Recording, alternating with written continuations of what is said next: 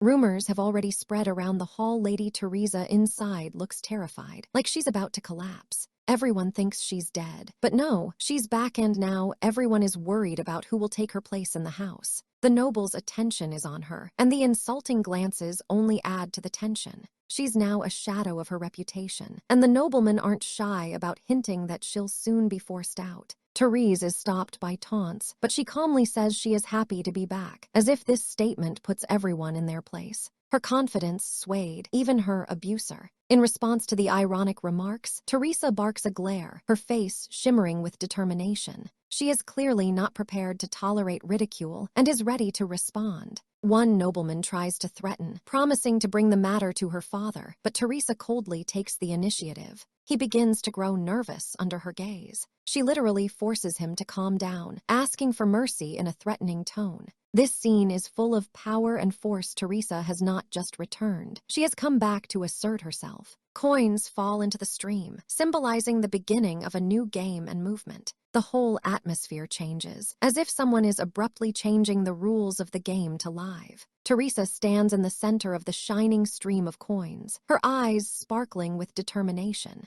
The mirrors around her seem to open up a new dimension where she has to prove her worth. Her face is the queen of style and illusion, ready to conquer the world. Teresa has finally found the power to control her destiny and play by her own rules. In the background of the mysterious scene appear the main players of this story, those who can change everything. Their gazes are focused on one thing: the heart to steal. The girl is dumbfounded and refuses to believe the accusations. She is the Duke's daughter and is told to return to the family who seek her desperately. Her world crumbles in an instant. The scene shifts to the Duke, who promises his daughter all the possessions of the duchy. His words are the last hope for her, but she senses something is wrong behind that smile. Suddenly, 4 men are at her side, each carrying their own mystery and danger. The girl's gaze grows cold. She realizes all the darkness beneath this facade. One of them screams that he will not let her die, but his pain is like a flash of anger. No one knows what is behind those words but herself. In an epic outburst, the Duke orders the girl away, at which point she screams "Papa!" exclamation. This scream fills the hall with tension and fear. The girl falls down through the glowing space, as if between 2 worlds. Inside sounds a command to absorb all love and take her happiness. Her fate is reversed forever. In a dark room, the girl sits alone, tired and depressed. She admits that divine play is a game she's been working on for months, putting her heart into it. She doesn't understand why the villain dies too quickly. There is no tension in this virtual reality, only emptiness after a quick defeat. A dark version of Teresa appears on the screen, displaying a high level like a character from the game. She is a villain who needs to survive in this world. The girl keeps playing, noticing that many of the game mechanics are too standard and similar to classic visual novels. She quickly gets bored with it. In her head, she thinks that monsters need love, but then who to give it to? It's moving and frightening. Perhaps there's more meaning here than meets the eye. She realizes that she is being watched and analyzed. The creators have considered every detail to make the story come alive, and it makes her nervous. Deciding it's time to move on, she clicks her mouse. One final test, and the exciting adventure begins. All the main characters appear on the screen, surrounded by a mysterious aura. The girl in the center is preparing to face a fate that promises to be challenging. She thinks about scenarios, trying to figure out who will deceive whom, who will become an enemy, and who will become an ally. This isn't just a game, it's a battle for survival. There's a loading effect in the air, the beginning of a new chapter, where things may not go as planned. Teresa suddenly wakes up, blinking, trying to realize where she is. Her ears ring, and she's confused. It's like she's just been pushed out of another world. A man in a strict suit stands nearby, informing her that she has regained consciousness. His gaze is both serious and unspeakable. A message appears: download complete. Teresa says the name Rejection softly, as if recalling a shadow of the past. She looks around the estate as if from a movie, and a man with a familiar face by her side. Everything seems strangely familiar, and her heart beats faster. The confusion in her eyes is replaced by a smile that seems to say, "This must be a dream. But what if this is reality?" She's almost frightened at the thought that it could be real. Now they need to choose a name for the stream channel the moment when play and life merge. Teresa chooses the channel name, Villainess. Now her new path begins, where she will dictate the rules herself. The screen notifies a system window, and Teresa listens to the words that make her heart beat faster. Everything is changing right here and now. Coins and digital symbols begin to flow in like stars, opening doors to a new world. This is the very game she is creating, divine play. The flow intensifies with each passing second, and the girl feels the audience connect to her broadcast. It's not just a game, it's a show. She has a list of constellations in front of her, something like top streamers, each of which holds thousands of viewers. This is a serious battleground. Teresa's constellation shines among them. She proves that her character is not just part of the game, but a bright star that cannot be ignored. Suddenly, Teresa screams as she realizes, "I've only just begun here!"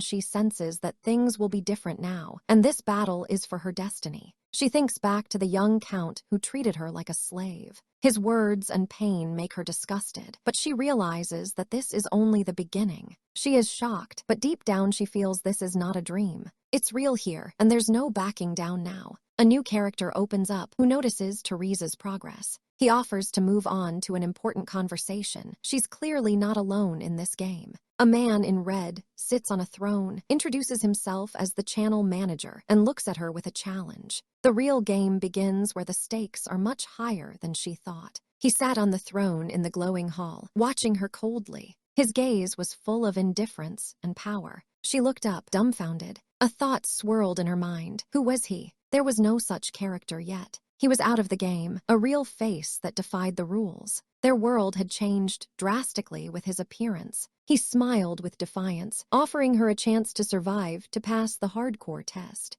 Not one step back. Her father, cold and cruel, blamed her and her brothers for being weak. The family was cracking at the seams. The girl was like a puppet in a web of hopelessness. Her loved ones remained in despair, themselves not knowing salvation. She realized that her childhood would be an endless nightmare, where each repetition brought more and more pain. But her father's voice suddenly burned her ears. Don't worry too much. And then came the dreaded choice of life or death. If a player failed, the game would end in death for all. All bets were off on her. He coldly warned. Death was inevitable if she failed the test. A voice as merciless as a sentence. In another world, familiar and safe, she had been asked about her condition, discussing everything as normal. It surprised him that she had agreed to cancel the engagement without question. They didn't understand her inner pain. In tears, she cried out to her father that he had not even asked her opinion. A deep despair was building up in her soul. He held her, trying to understand, but she felt she had never been a beloved daughter. She knew she wasn't mature herself, but her father had abandoned her, canceling the engagement despite her pleas.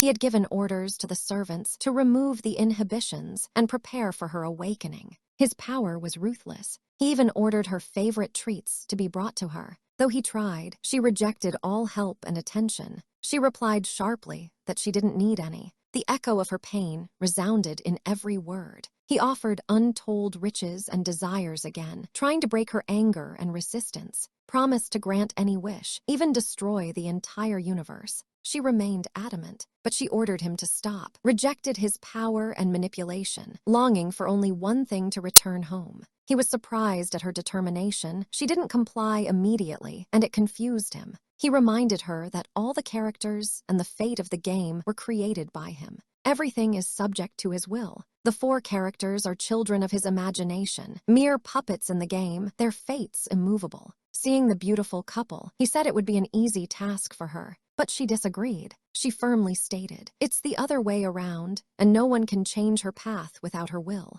Libby is the heroine of the game, the one who simply lives to breathe. Her destiny is the center of the whole story, and she is the villain who makes the heroine shine, doomed to be imprisoned by chains and pain. And it's like that because he created the world that way. Everything revolves around the heroine. All love is centered only in her, and the world he created will not collapse even after all the torment. They discuss that there is no other way but to accept the game's world scenario. Their minds are battling. If she fails, she will be expected to return to her real world, avoiding death here. She will be given a chance to return home, leaving the game behind, provided she completes all tasks. He tried to find out if she was disappointed that she couldn't escape all the trials. Blood, betrayals, and revenge are the kind of stories he likes to turn into games. The world is full of cruelty. He acknowledged his hope that she would succeed with words from the bottom of his heart. His manipulation is clear. Asked to be top 4 on his channel, playing on feelings and promises of warm attention. The girl woke up in her room. The servant carefully changed her clothes and put the bottles away. She looked up sharply, apologizing for her unintentional rudeness, a manifestation of inner tension. She apologized, about to fetch the wine and fulfill any demand, but she held herself more alert. Inquired about her father's whereabouts, feeling vulnerable and lost in the world. The servants reminded her how strangely she was dressed, and their voices carried concern for her condition. A donation message from Romance Pass popped up on the screen the main character was approaching. She commented quietly about the protagonist, with a touch of irony and internal resistance. The game wasn't easy. It was a tough mode with serious challenges and deadly stakes. The possibility of dying in the game meant real death, a hell from which there was no return. Even if she tried to become a male hero, there was no hope of winning. In desperation, she turned to her father with an important question, trying to find at least a foothold. She is in her nightgown but determined. He grudgingly disapproves of her behavior. Her father is angry with her, saying there will never be peace and quiet with her.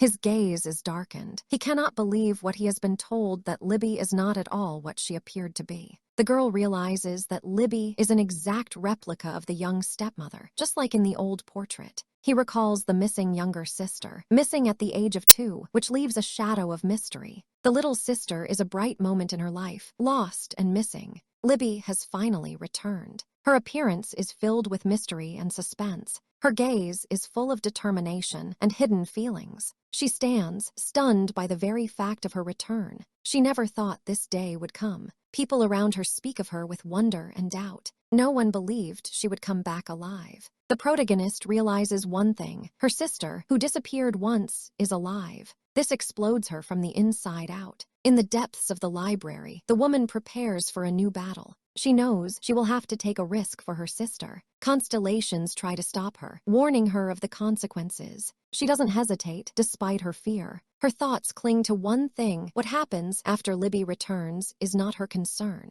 She is determined to go all the way. The magical defenses are activated, and the heroine is asked to stay in the sanctuary of Valhalla. This is her final frontier. The majestic temple is the place where destiny is shaped. Secrets and mysteries are intertwined here. A woman makes a bargain with the forces, promising to fight as long as she has the strength. It's a high-stakes game. The man, Raoul, promises support. He understands the gravity of the situation and is willing to help. The heroine is surrounded by attention, but focused on what's important. Questions weave through her mind. She watches as Libby is overwhelmed with emotion. This is a moment that will not leave anyone indifferent. Disappointment does not leave the protagonist. In reality, the scene of the return seems empty and weak to her. She realizes that she has overcomplicated the beginning. Her expectations and reality have diverged. Magic and science intertwine around her, and the heroine defies fate. Skepticism doesn't get in the way of belief. The jokes of Constellations only strengthen her resolve. The clinking of coins emphasizes the game with the higher powers. There is talk of plans and secrets in the shadows. Heroes prepare for the next move in this dangerous game. It reveals the true goal to achieve a hidden ending, even if the rules have to be broken. The evening has begun. The gala is announced. The house is filled with anticipation and tension. Libby introduces her father, a bright guest among the shadows of the past. A new phase is about to begin. Compliments and congratulations are given out subtly, but there is a hidden subtext. Constellations continue to tease, provoking a response. Every step is under scrutiny. The heroine is reserved and confident. She knows that envy feeds those around her, but it doesn't bother her. Libby shines. She is made to fulfill dreams and hopes. Her light is a challenge to dark forces. A mysterious voice appears in the night that makes the heroine wary. He knows too much. She is dumbfounded and demands an explanation who is behind the plan. Young Giuseppe is shown the heir who lurks in the shadows. He is preparing for a fight. The girl wonders, why did he choose to confront her specifically? The quarrel erupts quickly. Giuseppe is aggressive and does not hesitate in words. She tries to calm the situation, but the guy remains adamant. Dark thoughts fill him. He doesn't consider himself part of their family. She chuckles through her irritation, a slight provocation, and the familiar feelings of a younger brother. Giuseppe continues, comparing himself to her and challenging her to a nervous game. His shouting promises a breakdown in the relationship, but Libby is willing to stand her ground. An important conversation is interrupted by outside noises, but the tension doesn't subside. She recalls her mother and sister, the key figures in this tangled affair. The mother orders her son to be put back. Where he belongs, their family has strict laws. Libby notices Giuseppe's immaturity, seeing him more as a child than a rival. The mother apologizes, but the heroine does not accept the blame. She is strong and independent. Internal dramas are laid. Their mother and daughter argue about the past and the future. Unfortunate childhood events resurface, but Libby is firm she's not a threat. Her mother makes it clear that Libby can destroy her without hesitation. At the end, the heroine announces with cold certainty she is going to leave the duchy house. A new chapter begins. Teresa in the castle hears an unexpected address to her. Something has changed. She is called stepmother, and everyone realizes her fate is sealed. She will not become an heiress. Teresa stands up, declaring that she will prepare the guest room. The thirst for struggle and survival boils within her. A few days later, life goes on, but the atmosphere is heated. Teresa sharply asks the servants what they are doing, showing character and determination. She criticizes the slowness of the servants, demanding that they speed up and finish cleaning the room. Controlling everyone, Teresa hands out strict instructions for rearranging furniture and cleaning. One of the maids brings the new carpet ordered, from which Teresa makes the most of. She checks the quality of the carpet, not letting the little things escape her attention. Dressed for work, Teresa notes that work is making her hungry. Her screen alerts her to a donation and a request to eat even in the moment of taking care of the house. She is not forgotten. Teresa ponders. The main goal is to solve the secret finale, but the coins won't hurt. Carefully stops the maid, trying to recall her name. Teresa calls Penny for an appetizer, trying to restore order and control. Feels strangely tense. Suspect's palace intrigue is returning. Announces that she will retire to her study and asks her to call when everything is ready. The servant girls are confused by her inner strength. Such is the life of a villain. Teresa sits in silence and calls up the status screen of the magical world. The screen displays her status, a young lady with magic, intelligence, and power. Seeing that everything is in line with her expectations, a plan begins to take shape. Awareness of observing the constellations makes her hold her defenses. She sits down at her books, contemplating how to improve her abilities. Seeing the low intelligence characterization, Teresa holds her breath. But her strength is offset by a huge manor, reserve a real strength in magic. The constellations react to her pure reaction, deeming her unique. Teresa decides with a smile that practice is unnecessary. The magic is within. Constellations agrees that with such a supply of mana, it is logical not to need practice. Teresa studies the foundation of magic, the formulas upon which the world of the gods is built. She realizes that magic is like math. The more powerful the spell, the more complex the formula. Insight, if she improves her logic, she can reach unprecedented heights. She reacts ironically to the inscription of constellations. She herself did not expect such a prospect. As she reads further, she realizes that intelligence is more important for mastering magic. Despite the constellations' theories about her secrets, Teresa refuses to believe it. Her spirited maid Penny walks in with food, bringing a lucid moment. Teresa calmly points out where to put the dish. Their dialogue is simple but warm. Penny apologizes for the awkwardness. Teresa responds gently. The relationship grows stronger. Teresa approves of Penny, eliciting the young maid's genuine joy. Governor Marana walks through the door waiting for Teresa's response. Cream de la cream of celebrity. Marana is embarrassed but feels it necessary to come in person. Teresa confirms that everything is fine, exhaling in relief. However, Marana makes it clear that there is a serious matter that needs attention. She surprises Penny by remembering her name, a sign of personal interest. Teresa is thoughtful. This has tamped down her inner fears. The other servants whisper, suspecting envy and intrigue around Teresa. Revealing the facts, Teresa rarely remembers people except for two important servants. Marana and valet Donovan are the ones who always retain her trust. Teresa is annoyed by this fact and calls herself an idiot. The internal monologue is loud. The constellations are full of speculation, waiting to unravel her true plans, but she denies. Manor reappears with a message that the mistress is waiting. The Duke has commissioned Teresa to deliver an important message. The case takes a new turn. The Duke's words drastically change Teresa's attitude. He had not given her any importance before. Flash of memory, Teresa realizes who she is and what path awaits her. Today is an important date, generating new possibilities. She turns 22, and it could be a turning point of destiny. Teresa entered the hall. The day promised to be special, but she felt only coldness and alienation. Her father quietly invited her to sit down, as if everything should seem ordinary today. He noticed her mood too somber for a celebration, and it was unsettling. Teresa walked to the table, but inside she was seething, for what was happening was absurd. Instead of joy, there was protest. She was ready to rewrite the story in her own way. Libby appeared, and her father announced the results of the paternity test, a joy not for Teresa. Teresa's heart clenched. She knew the truth, but now she could no longer ignore it. A thought echoed in her head. No one would remember her birthday. She was superfluous. Father spoke of the gift of entrance, as if this forgotten day didn't matter. The constellations were insistently painting the script. It was time for the main step. Teresa realized that the most uncomfortable moment had begun. The conversation she dreaded. She boldly asked for a small allowance, as if asking for clean air. Carefully choosing her words, she talked about wanting to buy something important.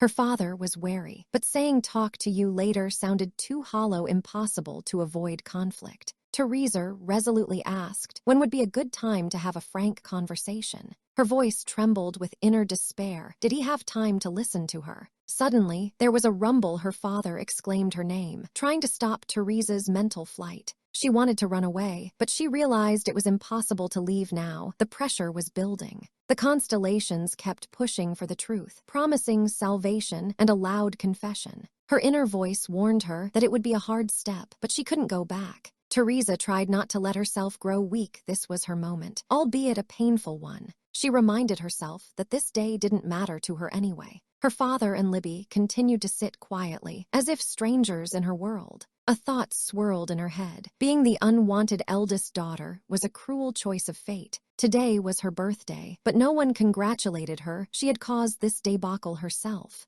Her father tried to justify himself, as if he didn't remember her feelings and the significance of the day. Teresa rebuked herself. How long could she hold a grudge? As if it was all about a simple holiday. Her father recognized the bitterness of the words, but was still afraid of her reaction. The conflict could explode. She exhaled, realizing she had spoken too harshly. It was too late to back down now. Teresa decided to leave, declaring that her presence here was enough. She didn't need anything more as a gift. Her father's gaze met her eyes. Pain and misunderstanding flowed between them. She realized that it wasn't the holiday that made him so cold. It was something deeper. Her father quietly indicated that he was willing to help, but without feeling or sincerity. He offered to keep the gift at the family's expense, a check that could buy everything. Teresa was dumbfounded. It sounded like a taunt to her. Thoughts flashed through her mind about the impossibility of accepting such a gift, too cold a gesture. She couldn't believe her father's seriousness. Such a check could buy an entire kingdom. Libby whispered that she could refuse if she didn't want to, but the voice of comfort sounded hollow. Teresa hesitated, but decided nonetheless. She would accept the gift, just to avoid making a scene. Her thoughts were torn. He was just being careful because of Libby, not because of her. That meant there was no reason to refuse, even though her heart protested. Libby quietly returned, and Teresa felt a warmth for a moment that she had missed for a long time. She realized that she had ruined many moments trying to protect herself. Teresa decided to leave first, to hide from the pain and lack of understanding. A voice appeared in the darkness. Someone wished them relaxed family time, sounding ironic. The constellations continued to mark her suffering and struggle the pauses between blows of fate. They promised success, urged her to endure to the end and reach her goal. Teresa realized that her path would not be easy, but it was impossible to stay where she was. Her question opened up the unknown. Perhaps her family would suddenly feel a little differently about her.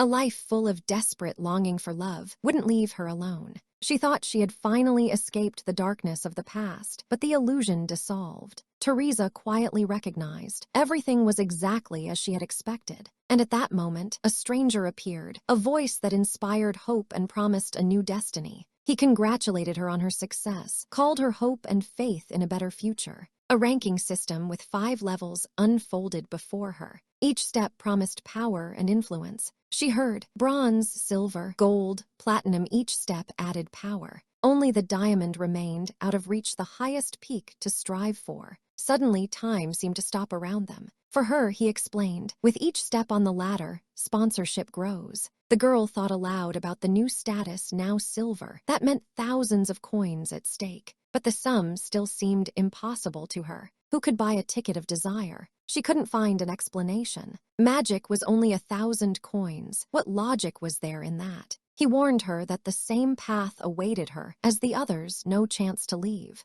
Together, they ended up in the library of magic. He declared she was playing with fire. A mountain of books began to gather on the table. He noted her efforts with a chuckle. His challenge was fierce. Make it quick, fix your mistakes. Dot carefully. He touched her hand. Help came unexpectedly and almost forcefully. She refused to consider it mercy. She said, just overdoing it. There were no visible magical effects. Disappointment on her face. The man in red hesitated. So it is impossible to resist control. His question sounded soft, almost playful. Was she getting used to the new state? She threw out the numbers, 1 billion coins. His answer was that was great. He didn't reveal the reasons for his interest. Asked why she had come. The girl was burning for an explanation, since he could even stop time for the sake of publicity. His smile was cold. Business with her was none of his business. She rebuked him. If he wasn't interested, why did he show up? He replied the duties of a channel manager required supervision of her and others. Suddenly, darkness surrounded them. Their faces became menacing. He explained that he wasn't interested in starting a relationship with her, but the situation was complicated. The girl's heart beat faster. His whims could ruin everything. And she realized it would only take him to decide how to throw her off her game. With the data machine in his hand, he erased her tracks in one motion. He noticed her disguise, that she didn't like to pretend to dish out intimacy. The girl recognized the fear, afraid of him, and not knowing who to trust. Her apprehension has increased, doesn't know if he can be trusted at all. All she had left was the honesty he couldn't resist. He smiled, interrupting her thoughts. It didn't matter who the authority was. He could see through her now, like an open book in his hands. She still didn't understand her place in this game. He had coldly stated that they were not meant to trust each other. But he called her baby and promised not to let her go. Ahead of her was the realization he would drive her crazy. The fire of emotion flared. She screamed his name, fighting the feelings. He noticed the commercial was delayed. It was unintentional. Suddenly, the dishes shattered, a sign that the balance was off. He gave her stern advice. If you want love, play by the rules. The girl is shocked. He is ready to bring the Constellations back inside, having lost control. After leaving, he was not seen, but the shadow remained. Her bitter words and apologies receded into the void. Thoughts of betrayal swarmed. Perhaps she would find a way out after all. Suddenly, a familiar voice sounded. It entered like a shadow from the past. She didn't hesitate. She would act decisively, leaving no chance for fears. Mr. Donovan inquires sternly about Teresa's condition. His face is full of alarm. The servant reports that the girl had just fallen asleep and was on the verge of fainting. They all watch closely. Donovan is perplexed as to why his attendant's daughter is left in a remote room where a more appropriate one should be. The servant apologizes for the inconvenience, but it's clear something is lurking. Donovan learns that Teresa herself insisted on this strange, secluded location. The empty room at the end of an empty corridor feels alien and cold. Who chose this place? Donovan can't shake the guilt. Has he been too indifferent to Teresa? An inner voice reassures him he has always tried to do his best. The man, looking at the sleeping Teresa, admits that he worried for nothing. Her eyes now look calm. He quietly realizes that something incomprehensible is going on behind her calmness and wonders what is behind her mask. His gaze stops on the change in the girl. She is acting differently, which is unsettling. There is a flash of childlike joy. She used to be a little girl calling for her father. Teresa is breathing heavily, but there is hope in her heart. She is captive to her memories and feelings. Donovan reminds himself and others with a heavy sigh that Teresa is now 22 years old. The girl slowly sits up in bed, scrutinizing the strange panels in front of her. Notifications of donations and comments pop up, as if someone is watching and keeping the thread going. Teresa is dumbfounded. What is this madness unfolding around her? She quickly realizes that the notifications have only recently appeared, as if someone just started meddling. She wonders indignantly if she has been bullied all this time with these donations. The three maids cautiously approach Teresa. They take care of her and ask if she is feeling any improvement. Teresa herself states that she is fine, but asks for help with preparations for something important. Suddenly, someone knocks. The girl is surprised. She doesn't expect visitors at this time. She opens the door and invites entry, feeling mixed emotions. The maid excitedly reports the arrival of new furniture, and Teresa is at a loss. The aristocrat wonders if the door can be left open while rearranging. The servant is surprised by the change of furniture and asks the reasons. Teresa is puzzled. It is unclear what her status means and why it affects such a change. She is indifferent, though it is strange that Raoul shows such concern for her. Teresa agrees to the change with barely concealed surprise. Otherwise, there is nowhere else to go. The maid asks to be patient and promises to announce the readiness in the garden. Teresa arrives outside, where an unexpected gift from the Lord awaits her. She is shown a carriage. Disappointment is changed by amazement. The girl is shocked. She is even given an unlimited check. This is too generous. The servant explains that the Lord personally ordered this gift for her birthday. Donovan is sure such a gift is not excessive at all. Teresa is inwardly doubtful, but she doesn't want to argue with authority. New notices appear praising and even finding refuge in the situation. She is surprised. After all, it is a gift for another Lady Libby. Regardless, it is all for her, and there is a mystery to it. In the garden, Donovan and the others approach Teresa, concerned about her health. Teresa replies that she feels fine, causing everyone to be relieved. She wonders if Donovan felt guilty about the forgotten birthday party. There are mixed feelings in the girl's soul. She can't figure out how to feel about everything. Teresa is grateful and finally accepts her father's attention. She opens her heart and realizes it doesn't hurt to accept warmth either. The little boy watches in confusion, wanting to examine the gift closer. Teresa thinks with a smile that it is time to accept the secret of childhood. The girl invites the boy to come closer so he won't be afraid. She opens the carriage door. A new experience awaits them. Inside, simplicity reigns, but high quality shines through. Teresa talks about innovative materials and unusual technologies. The lightness of the construction should make the carriage safer and more durable. The girl is involuntarily frightened. A pop-up notification reminds her of a recent break-in. The boy wonders how she knows so many details, and Teresa thoughtfully excuses herself. She confesses that she put her heart and soul into creating this gift, along with her team. The final scene is a radiant Libby standing among the flowers, as the gift is created especially for her. A blonde girl admires the carriage, her voice filled with joy and wonder. The dark-haired woman looks thoughtfully ahead, inwardly agreeing that the girl's gift is unusual and will have to return to her soon. The girl tries to stop the girl from leaving, shouting out a request. The blonde holds out a small gift box, saying emphatically, "Take this." She explains that the gift is modest, but special. It's something she made for her birthday. The dark-haired girl remembers that today is her birthday, but the event has passed without celebration. It wasn't until late in the evening that she received the present. She realizes that if she accepts the gift now, she will get in trouble again, so she decides to postpone. The girl with blue eyes asks permission to open the gift at once. The dark-haired woman unties the ribbon and opens the box, in which there is a thin, delicate chain. The woman is amazed by the quality of the jewelry and pensively wonders if the blonde woman made it with her own hands, because she is one of those who have golden hands. The dark-haired woman thanks for the gift, calling it beautiful. The girl enthusiastically offers to try on the jewelry. She affirms fondly and quietly that the chain is indeed beautiful. The man enters, accompanied by the woman, happy that he managed to size the gift in time, expressing his care. His words are full of sternness. He notices the lack of sincerity of the gift for the first daughter in the house.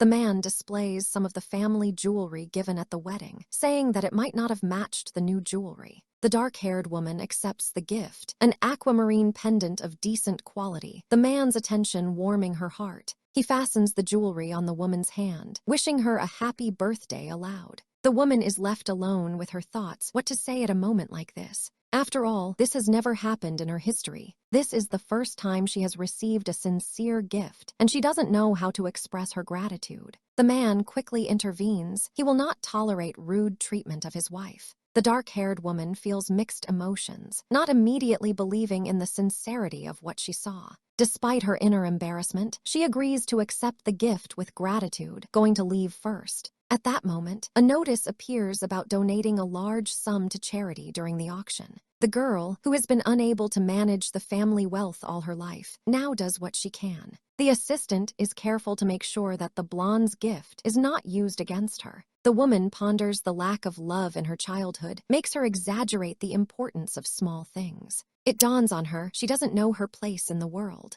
The next morning meets the heroine in the evening dawn in a large mansion. The servant reports all the preparations are completed for the important event. The maid admires the beauty of the hostess, noting her graceful appearance. Many approving auras and messages appear on the screen, admiring the woman's beauty. She notices without interest that this reaction is a familiar thing. The maid doesn't understand why she's dressed up like that, since school starts tomorrow. The dark-haired woman points out that it's not that simple she has to win at the auction. She has to show the value of the key to the dimensions, the item that unlocks the secret world of paradise.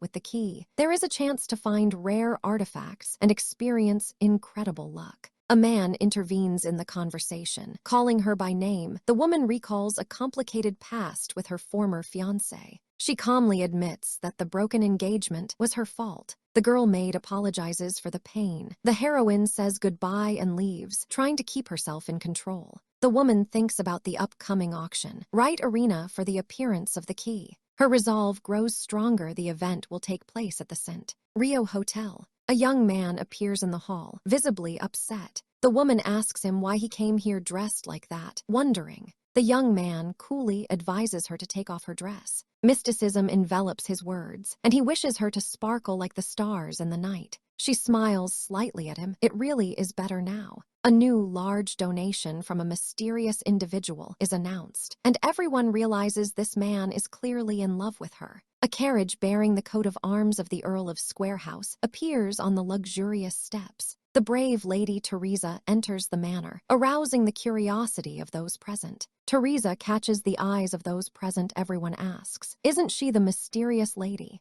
She is silent, cold, but tension rages in her heart. They greet Terese with words as if they have been waiting for her for a long time. The master of the manor politely greets the lady, inviting her further. A humble servant holds out a path, guiding her into the hall. Each step brings her closer to an unpredictable encounter. Rumors fly around the hall. Teresa in a sparkling dress, as if she had come from a secret ball. Envy and wonder pierce the crowd. The villain whispers that Terese is deliberately attracting attention, as if ready to challenge everyone. But is it so easy to lead her astray? Teresa thinks back to her past. To her, she was just a shadow, unnoticed and forgotten. The world seemed alien and dangerous to her. She recalls how she once took on the role of an unknown heroine, risking her life to save everyone. The courage remained in her heart. The girl's gaze falls on the maid Alois. This evening promises to be an important one. Much water will leak before dawn. Her thoughts weave a plan to find out who is weaving intrigue around her. Intrigue and danger linger behind her, but she will not give up. She is calm but firm, ready to act. Behind her are two servants who are meticulous in their tasks. The gleam of gold coins is proof of wealth and influence.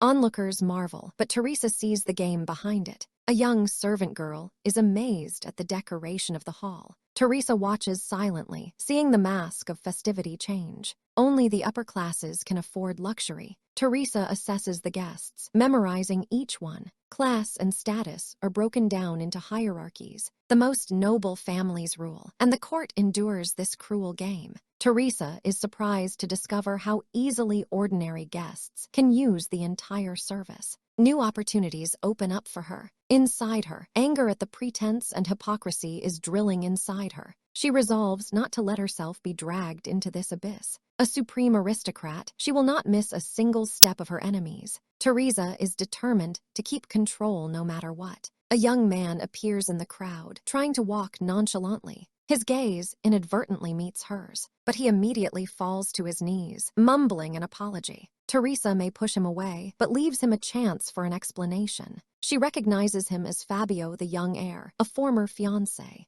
Their shared grievances and scandals are not yet forgotten. In memory, there are pictures of how Teresa drove him to gray hair, refusing to break the engagement. Now there is a clash to be faced. She bids him farewell with restraint, but resentment boils inside. Never will she forget this display of weakness. Teresa realizes how deeply her reputation has been crippled. This ball is only the tip of the iceberg. The fight is just beginning. There is a stunned silence, and for the first time she feels a slight peace. The unconventional evening gives her new experiences. Someone asks her by name, bringing her back to the present. Teresa is calm and commanding, as if she were the queen of the party herself. She is approached with a polite question, smiling. She answers with a slightly stilted response, but maintains her royal dignity. Teresa's stature grows one by one. The gifts and presented stars fall. She accepts them without blinking an eye. Messages from fans appear, wanting to be there for her, to support her. Teresa quietly smiles back. Among the crowd are legendary figures, fans and enemies. She feels she has become the center of attention. The cameraman reports a fan's challenging act. Teresa knows the price of games. Her sharp mind is already making plans. The ball is full of powerful ladies. Teresa decides to give slack, let one casual gesture go unpunished.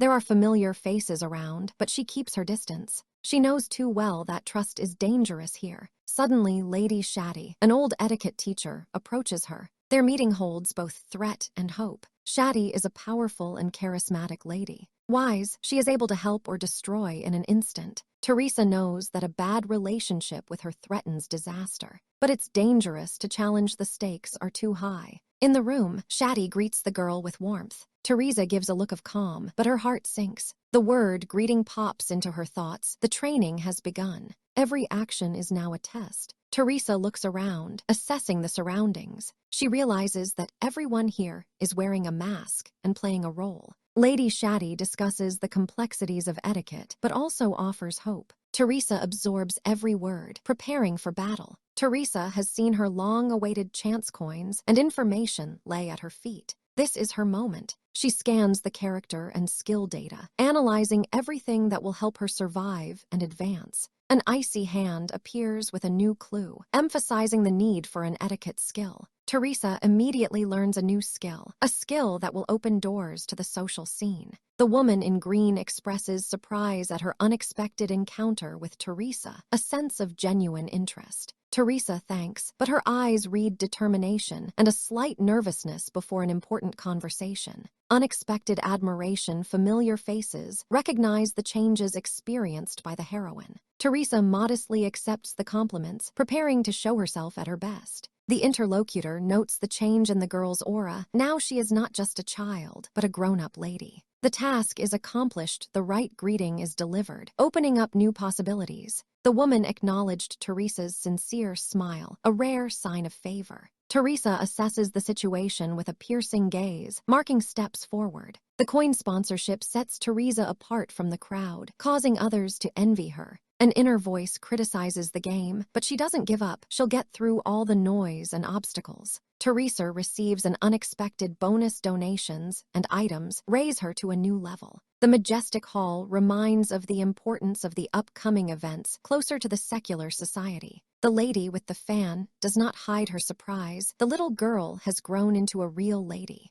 Teresa discreetly accepts compliments without revealing her real thoughts. The interlocutor offers hope for a better future. This time, everything can change. A beautiful bouquet comes to mind, a symbol of the season and new beginnings. A new interest in the flower of the season. Teresa catches glances. It is a key element of social success, a necessity for ascending to the imperial crown. The story unfolds. The flower is given at a ball, favorably received by the emperor. Teresa realizes that the focus now must be on her studies, brushing aside thoughts of others. A young woman admires Teresa's bracelet, a small but meaningful gift. Teresa wondered, where was the bracelet found? Who did it belong to? With a smile, it was explained to her, a gift from her brother, a sign of family closeness. The three ladies reminisce about the heroine's birthday and the gifts that left warm memories. Questions about family come up in conversation, a new sister, a new life. Teresa confesses with quiet sadness. Meeting her brother is a magnet for everyone.